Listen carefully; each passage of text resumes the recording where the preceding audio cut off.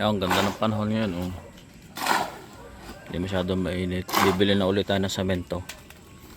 Siguro isang hakot ng semento na lang para sa pampalitada.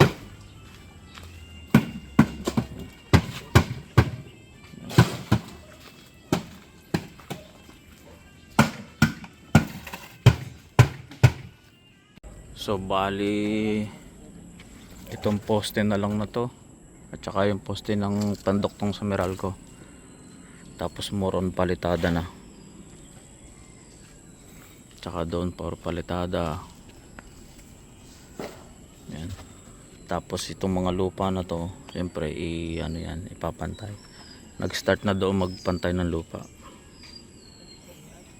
Yan. So buhangin okay na okay pa. Kahapon naghakot ng graba.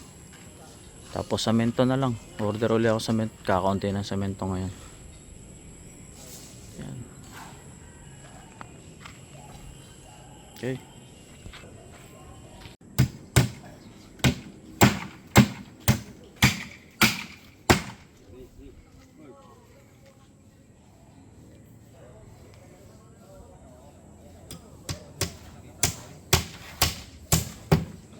Yan na. Kaya papalitada na rin. Tapos nagpoporma doon sa pinakadulo. Tapos yung dulo ng poste na yan, yan.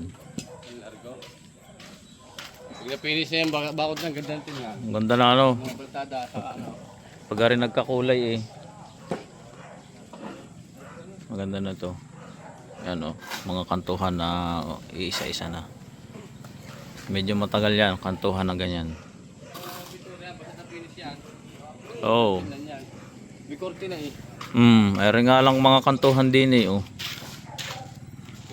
May ano pa yung biganan eh. May pinisip pa rin yung biganan eh. Oo. Para mas maano tingnan. Oo. Baka pag sabi, ba't ka rin yung taas yung pipin eh. Siyempre, kikinisin yan. Panoorin natin ng mga diskarte ng pagpoporma. Ayan, oh.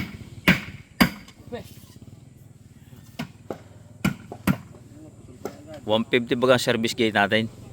120. 120 lang. 120. Oh. Lapad niya, no. Tapos Kasi test ko natin per man. Ito mga gastos test ko natin. Sa plastic.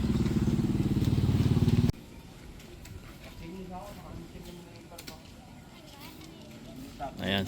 Ito pambuhos na dito sa natitira. Doon tapos na, nakapagbuhos na.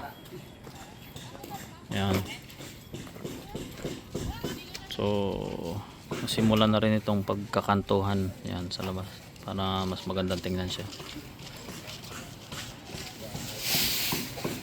Ayan.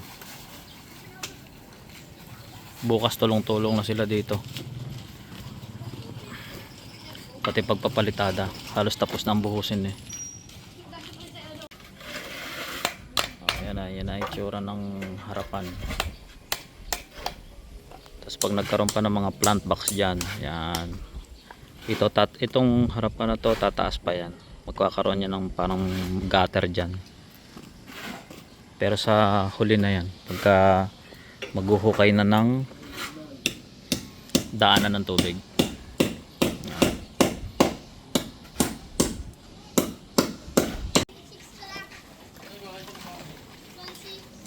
Yan, puno na. Pagka tumigas na ito naman dadagyan pataas. Poste yan na Meralco. Kinapos.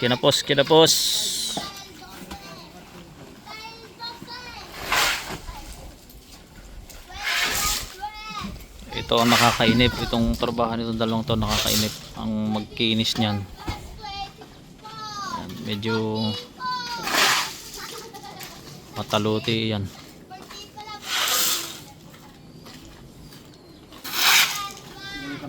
So tatakloban na yung butas para mapantay na dito. Kompleto na, nabuhusan na. Bukas ay ito naman pataas. Kasi pag tuyo na yan, tutungtong sila dyan pataas. Ang ganun. Ayan. Papantay na nila to. I-clear out na to. Ito yung mahirap sa pagkakanto, nalalaglag sila. Nalalaglag, oh, napingas. Uulit na naman yan. Pero ito kabila maganda ang pagkakano. Yan. So more on clear out na tayo ngayon. Pati doon sa loob. Patapos na rin sila.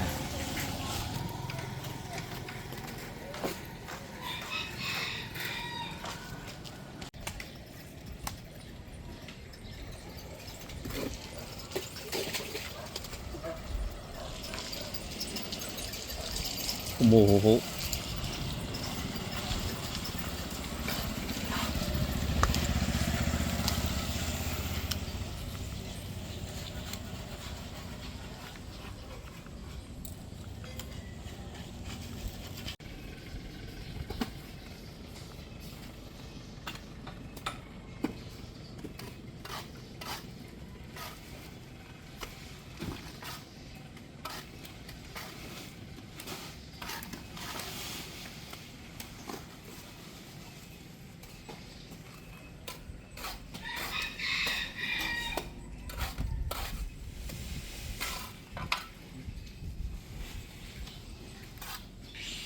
Ang makikinabang.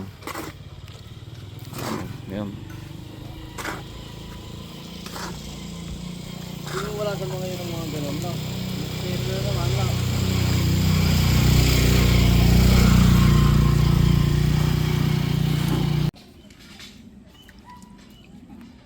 Yan.